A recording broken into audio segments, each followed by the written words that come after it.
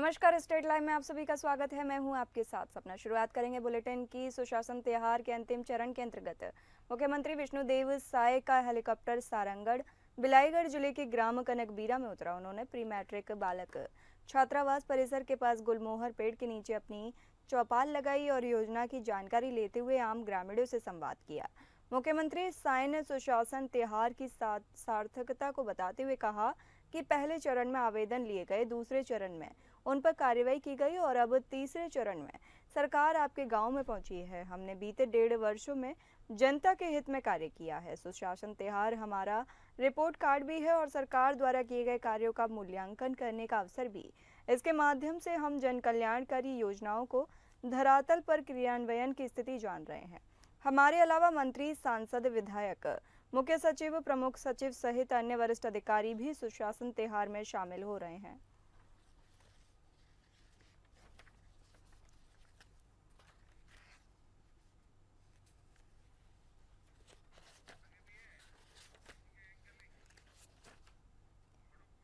मुख्यमंत्री साय ने ग्रामीणों को संबोधित करते हुए कहा कि सरकार ने शपथ लेते ही प्रधानमंत्री मोदी की गारंटी के तहत कैबिनेट में 18 लाख प्रधानमंत्री आवास स्वीकृत किए। मुख्यमंत्री ने कहा कि सभी जरूरतमंदों को आवास मिलेगा। आवास प्लस में जिनका नाम है उन्हें भी आवास दिया जाएगा। हमने किसानों से किया वायदा निभाते हुए 3100 रुपये प्रति क्विंटल की दर से 21 क्विंटल प्रति एकड़ धान खरीदी। मुख्यमंत्री साय ने कहा कि 70 लाख से अधिक महिलाओं को महतारी वंदन योजना की राशि सीधे उनके खातों में देकर आर्थिक समृद्धि और महिला सशक्तिकरण का द्वार खोल दिया है। जो लाभार्थी अभी वंचित हैं उन्हें भी जोड़ा जाएगा। तेंदुपत्ता संग्रहण की दर को 4000 रुपये से बढ़ाकर 5500 रुपये किया गया है। रामलला दर्शन योजना प्रारंभ कर हितग्राहियों को अयोध्या दर्शन कराया जा रहा है। मुख्यमंत्री तीर्थ योजना को पुनः शुरू कर इच्छुक परिवारों को अपने पसंद के तीर्थ स्थल तक जाने की सुविधा भी दी जा रही है।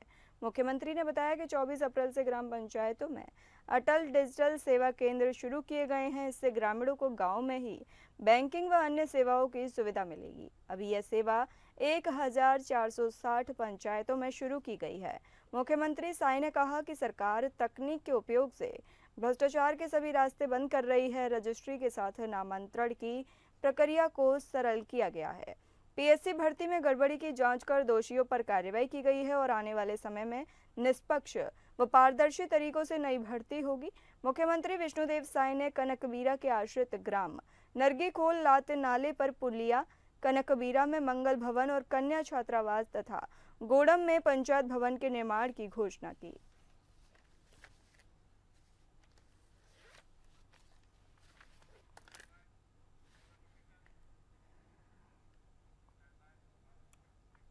महासमुंद जिले के बागबहारा ब्लॉक में इन दिनों किसानों को मिलने वाले फसल बीमा पर कमीशन खोरी का मामला लगातार जोर पकड़ रहा है। आए दिन इस मामले पर नए खुलासे के साथ किसान संघर्ष समिति के संयोजक अंकित बागबहारा किसानों के हक के पैसे में हो रही कमीशन खोरी का खुलासा कर रहे हैं। वहीं इस कमीशन खोरी में संलिप्त लोगों के खिलाफ जिले के आला अधिकारियों से कमीशन खोरी में संलिप्त लोगों के खिलाफ कानूनी कार्रवाई की मांग के लिए एसीबी रायपुर, पुलिस अधीक्षक कार्यालय महासमुंद एवं कलेक्टर जनशर्दन में शिकायत कर रहे हैं। बताते चलें कि बागबहारा ब्लॉक में किसानों को लगभग 11 करोड़ रुपए की फसल बीमा की राशि किसानों को मिलेगी। अंकित बागबहारा ने कहा कि बागबहारा अंचल के भोले भाले किसानों को मिल रही फसल बीमा की राशि पर भी इन कमीशन खोरी करने को सह देने का काम कृषि विभाग के अधिकारी एवं बीमा कंपनियों के कर्मचारी ही कर रहे हैं, क्योंकि इस फसल बीमा की कमीशन खोरी पर अब तक कृषि विभाग के अधिकारी एवं बीमा कंपनियों के कर्मचारियों द्वारा अब तक इन बातों को छुपाकर किसी भी प्रकार का पत्र व्यवहार या कार्रवाई नहीं की गई है। वहीं अंकित बागबहारा ने इस पूरे मामले पर भाजपा के कार्यकर्ताओं के इशारे पर किसानों के फसल बीमा राशि पर कमीशन खोरी करने का आरोप लगाया है। में जो कमीशन खोरी हो रही है उसकी जांच की मांग कर रहा हूँ, उसमें जिम्मेदार लोगों के सस्पेंड करने की मांग कर रहा हूँ और किसानों को जो उनकी मेहनत का पैसा फसल बीमा के रूप में मिला है, उसके कमीशन अगर वसूल लिया गया है तो उसे वापस करने की मांग भी मेरे द्वारा लगातार की जा रही है। इसमें जो नया अपडेट है वो मैं बताना चाहूँगा कि जो भ्रष्टाचार निरोधक ब्यूरो है छत्तीसगढ़ सरकार का, एसीबी बोलते हैं, वहाँ पर भी मैंने लिखित में मैं सबूत दस्तावेजों के साथ शिकायत पत्र के साथ शिकायत दी है और आज मैं जनदर्शन में माननीय जिलाधीश महोदय के पास पुनः शिकायत लेके गया था और फसल बीमा जो वसूली हो रही है उसमें 2 बड़े चीज़ों के सफलता हाथ लगी है। पहला ग्राम सुखरी डबरी में जिन किसानों से फसल बीमा की वसूली हुई थी, उन ग्रामों में उन किसानों को फसल बीमा वसूलीकर्ताओं ने फसल बीमा की वसूली हुई राशि लौटा दी। दूसरा, एक गाँव के किसान ने शपथ पत्र देके ये कहा है कि हाँ, मुझ पे फसल बीमा की उक्त व्यक्ति द्वारा वसूली की गई। दुर्ग जिले में एक युवती ने आरोप लगाया है कि बादशाह खान नामक युवक ने उसे नाबालिग उम्र से ही प्रेम जाल में फंसाकर शादी का झांसा देते हुए 10 वर्षों तक शारीरिक शोषण किया। पीड़िता ने बताया कि आरोपी ने उसे नाबालिग अवस्था में जनवरी 2016 में पहली बार अपने घर बुलाकर शारीरिक संबंध बनाए। इसके बाद लगातार फरवरी 2024 तक आरोपी ने उसे शादी का प्रलोभन देकर शारीरिक शोषण किया। गर्भवती होने पर आरोपी ने उसका गर्भपात कराया और दूसरी बार गर्भवती होने पर भी उसे उसी तरह प्रताड़ित किया गया। पीड़िता का कहना था कि आरोपी ने उसे शादी से इनकार कर दिया और लगातार धर्मांतरण के लिए दबाव डालता रहा। इसके अलावा आरोपी के परिवार ने भी उसे मानसिक और शारीरिक रूप से प्रताड़ित किया। पीड़िता के बच्चों का खतना भी करवा दिया गया और उसे गोमांस भी खाने को दिया गया। इसके अलावा आरोपी ने पीड़िता की तस्वीरें और मोबाइल नंबर सोशल मीडिया पर वायरल कर दिए, जिससे उसे और अधिक अपमानित किया गया। पीड़िता ने बताया कि आरोपी उसे दूसरों के साथ शारीरिक संबंध बनाने के लिए मजबूर करता था और 10 साल तक इसे यौन शोषण का शिकार होने के बावजूद वह चुप रही। उसने सोचा कि एक दिन आरोपी उसे शादी करेगा, लेकिन जब आरोपी ने दूसरी लड़की के साथ संबंध बनाए और पीड़िता को फिर से प्रताड़ित किया, तब उसने सामने आकर अपने साथ हुए अत्याचार को सार्वजनिक किया। पीड़िता ने आरोप लगाया कि आरोपी ने उसे हर तरह से मानसिक और शारीरिक रूप से परेशान किया। उसने पुलिस से गुहार लगाई कि उसे न्याय मिले और आरोपी को सख्त से सख्त सजा दी जाए। उसने यह भी कहा कि आरोपी को फांसी की सजा मिलनी चाहिए ताकि किसी और लड़की के साथ ऐसा ना हो। इस मामले की गंभीरता को देखते हुए दुर्ग पुलिस ने तुरंत कार्रवाई की। पुलिस ने बादशाह खान के खिलाफ बलात्कार, पॉक्सो एक्ट, शारीरिक उत्पीड़न और अन्य धाराओं में मामला दर्ज किया गया। आरोपी को गिरफ्तार कर लिया गया और उसे न्यायिक रिमांड पर जेल भेज दिया गया।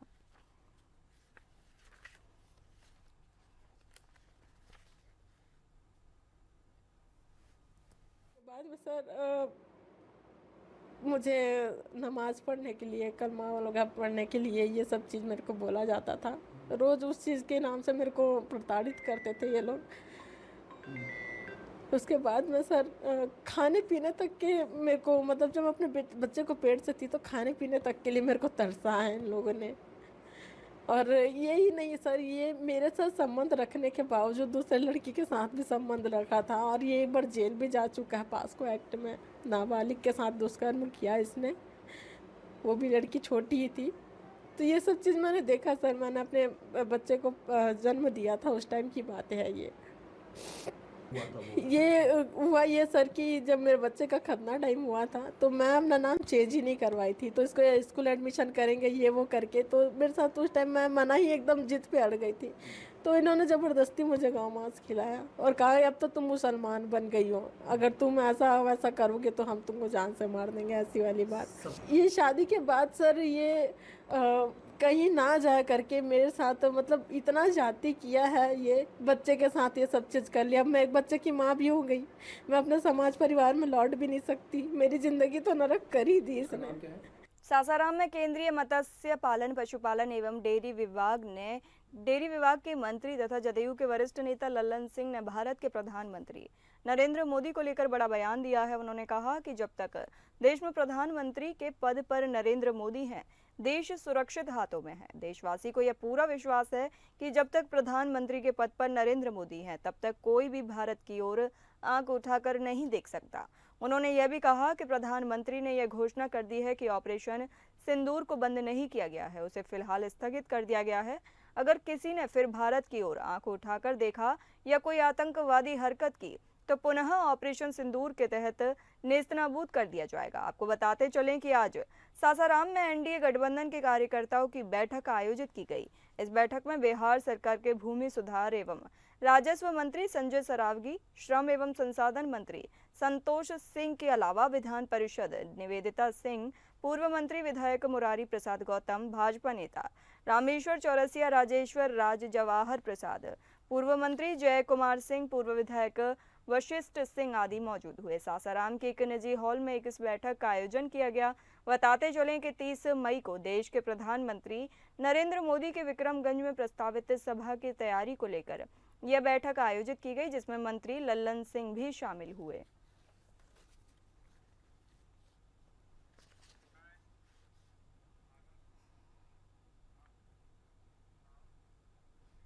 भागलपुर के कांग्रेस विधायक अजीत शर्मा को कोर्ट से बड़ी राहत मिली है। बता दें, चुनाव के दौरान सरकारी कार्य में बाधा डालने और ईवीएम से छेड़छाड़ के मामले में कोर्ट ने उन्हें बरी कर दिया है।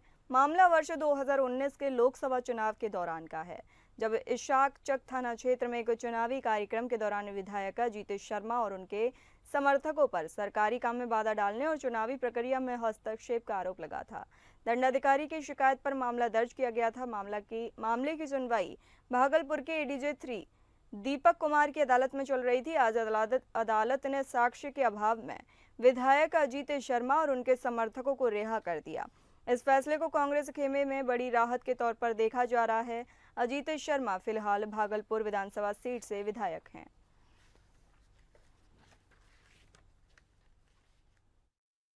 आचार संहिता का केस जानती है, चुनाव केस होते रहता है, तो इसलिए आज चल रहा था केस काफी दिनों से। और जज साहब ने आज बरी किया, क्योंकि हम लोग का दोस्त था नहीं किसी का भी। आचार संहिता में ऐसे ही केस होता रहता है, जैसा वकील साहब ने कहा कि दंडाधिकारी के द्वारा किया गया। निश्चित तौर पर हम लोग कहीं दोषी नहीं थे और बरी किया गया है।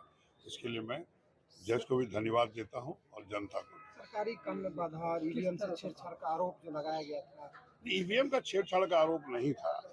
यह आचार संहिता केस होता है, जब आप झंडा भी लेके चलोगे गलत तो आप परमिशन नहीं लिए, उस पर केस होता है। तो जब उम्मीदवार हम थे तो हम पर भी केस होना वाजिब था। और जो लड़के लोग झंडा उंडा लेके जा रहे थे, ईवीएम मशीन को छेड़छाड़ा कोई केस।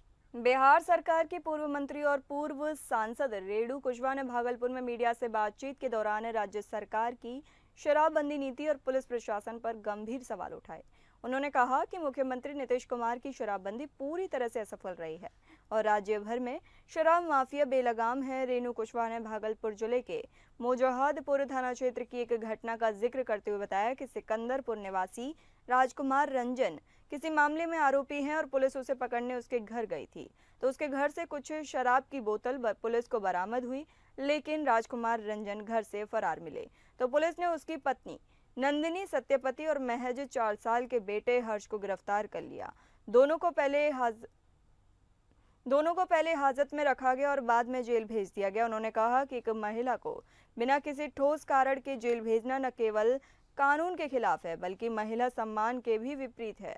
उस महिला की जब गिरफ्तारी हुई तब कोई महिला पुलिस उस समय मौजूद नहीं थी। उन्होंने पुलिस की इस कार्रवाई को शर्मनाक बताया और कहा कि अगर कोई सरकारी मुलाजिम कानून का उल्लंघन करता है तो उस पर सख्त कार्रवाई होनी चाहिए। रेणु कुशवाहा ने यह भी कहा कि शराबबंदी की आड़ में बिहार की पुलिस आम नागरिकों, विशेषकर महिलाओं के साथ अन्याय कर रही है ना। देखिए, सरकार के अधीनस्थ जो भी कर्मचारी हैं, जो भी सरकारी नौकर हैं, जो भी सरकारी कर्मचारी हैं, चाहे वो किसी भी पद पर हो, सरकार के अधीन है।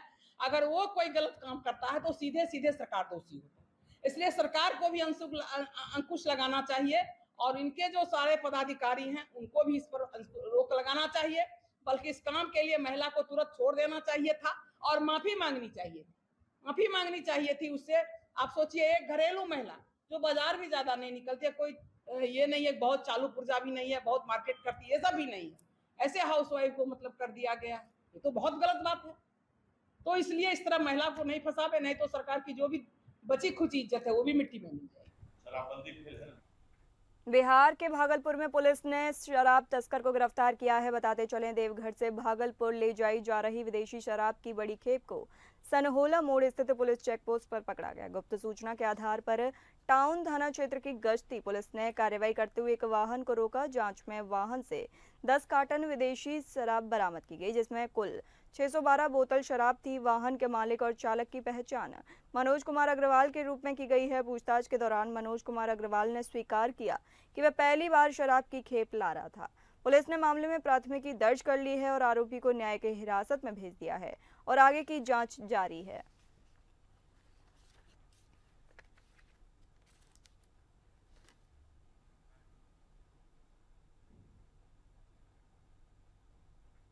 1991 में पहली बार साबौर कृषि कॉलेज द्वारा महमूद बहार और प्रभा शंकर नाम के आम की वैरायटी रिलीज की गई थी और अब यानी 2025 तक तकरीबन 254 वैरायटी का आम बिहार कृषि विश्वविद्यालय के बागान में है।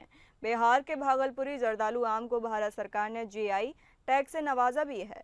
नए सिरे से बीयू द्वारा 12 वैरायटी के नए आम को जीआई टैग के लिए भारत सरकार के पास भेजा गया है।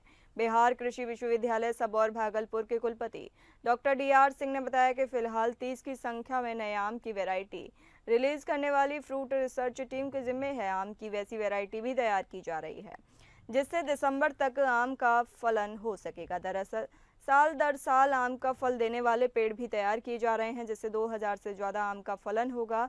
बीएयू के कुलपति ने कहा कि सिंधु नाम के आम की एक वैसी वैरायटी तैयार की गई है जिसे सीडलेस मैंगो भी कह सकते हैं। यानी समाज में जो एक कहावत है कि आम के आम और गुठली के दाम को भी जुटलाने वाली बात भी होगी, उसी तरह पौधे भी तैयार किए जा रहे हैं। चूंकि बिहार आम के उत्पादन में राष्ट्रीय स्तर पर तीसरे नंबर पर है। 9.5 टन प्रति हेक्टेयर आम का उत्पादन बिहार में होता है, जबकि राष्ट्रीय स्तर पर आम का उत्पादन 8.8 टन प्रति हेक्टेयर है।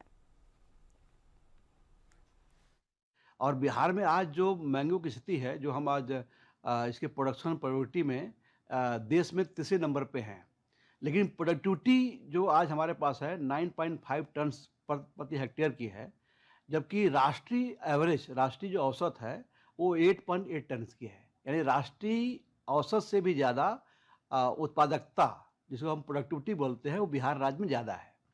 तो और इसीलिए हम अब आज बिहार पूरे देश में तीसरे नंबर पे हो गए हैं आम के मामले में।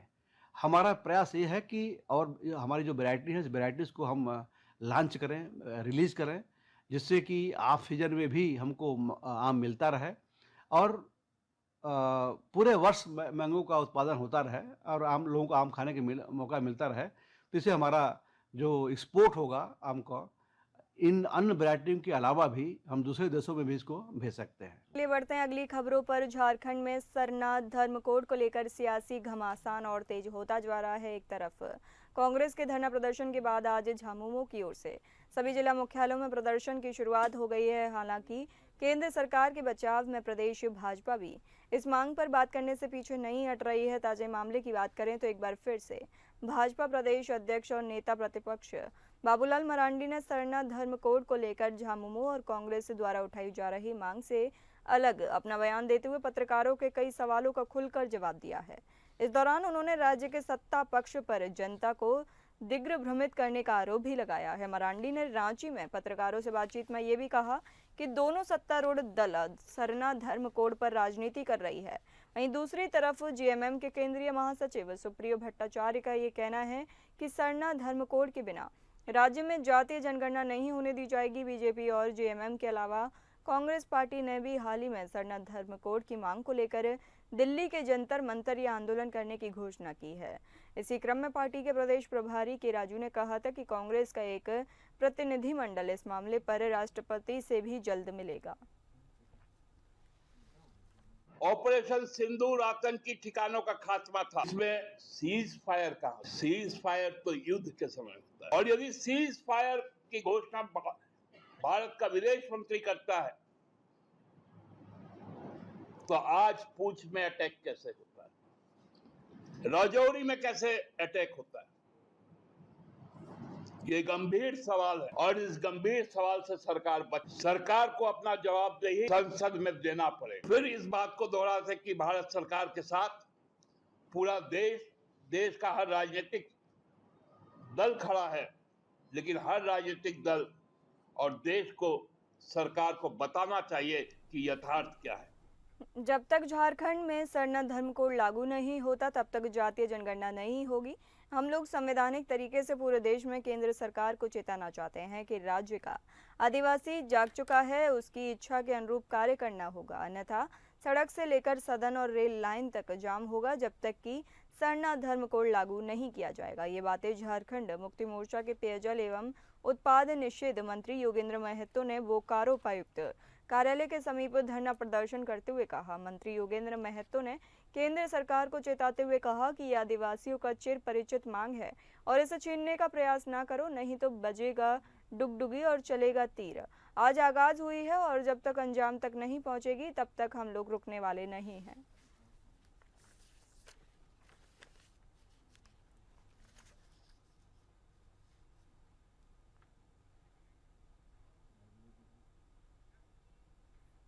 रांची में एसएसपी ने कई अपराधों का खुलासा किया। बता दें, झारखंड की राजधानी रांची में एक युवक ने अपनी ही पत्नी और दोनों बच्चों की निर्मम हत्या कर एक संगीन घटना को अंजाम दे दिया। घटना की रात इसकी सूचना मिलते ही रांची पुलिस ने जांच पड़ताल शुरू की, जिसके तुरंत बाद आरोपी युवक को गिरफ्तार कर लिया गया। गिरफ्तारी के बाद मीडिया को जानकारी देते हुए रांची एसएसपी चंदन कुमार सिन्हा ने कहा कि इस घटना को अंजाम देने से पहले आरोपी युवक और उसकी पत्नी के आए दिन पैसे को लेकर झगड़े हुआ करते थे।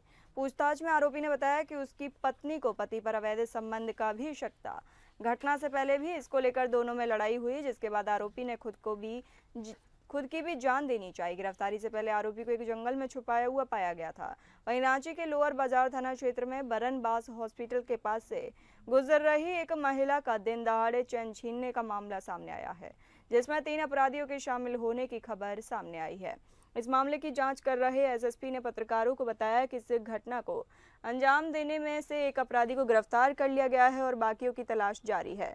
इसके अलावा पुलिस ने यह भी बताया कि रांची स्थित अलंकार ज्वेलर के सामने सोना गलाने वाले रवि चौरसिया नाम के एक दुकानदार का भी नाम इसमें सामने आया है। राजधानी में बढ़ रही इस तरह की घटनाओं पर अब रांची पुलिस ने बड़ा कदम उठाते हुए ऐसे मामले पर रोक लगाने के लिए कठोर कार्रवाई का फैसला लिया है। इसके अलावा राजधानी में अल्फाज नाम के युवक के पास से एक अवैध हथियार, एक आईफोन और गोली भी बरामद की गई है।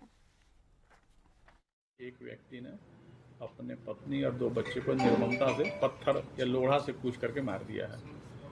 जब घटनास्थल पुलिस पहुंची तो घटनास्थल पे पाई गई, तीनों का शव बरामद किया गया। उसके बाद उसके पति के लिए छापेमारी की गई। लगातार छापेमारी और इंटेलिजेंस कलेक्शन द्वारा इसे पकड़ा गया वहाँ पर जंगल से।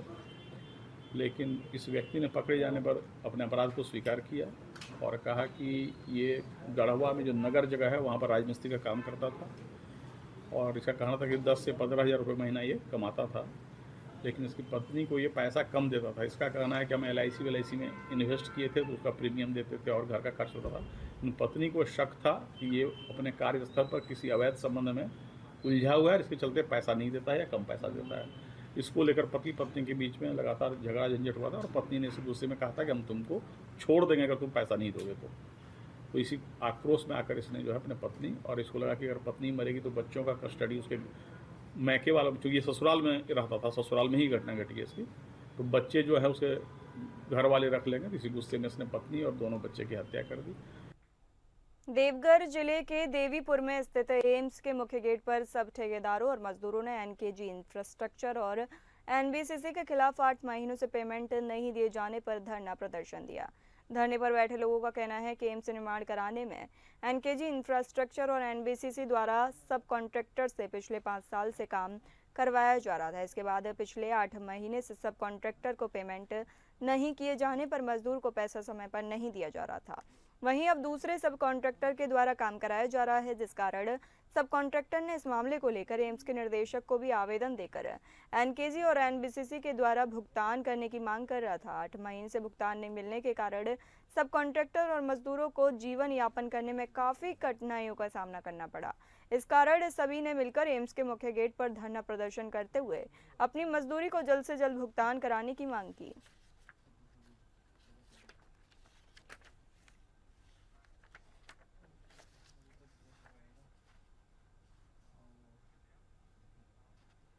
मंगलवार देर रात खारघर स्थित एसी पाटिल इंजीनियरिंग कॉलेज की इमारत में आग लगने की घटना सामने आई है। कॉलेज सायन पनवेल हाईवे पर स्थित है। आग कॉलेज की पहली मंजिल पर स्थित प्रशासनिक कार्यालय और प्रिंसिपल ऑफिस में लगी।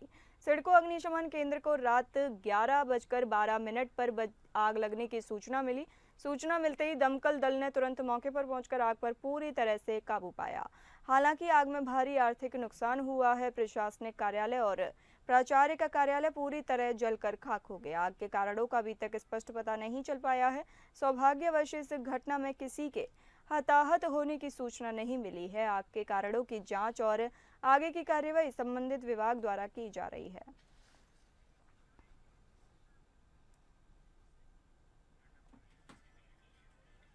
फिलहाल इस बुलेटिन में इतना ही। नमस्कार।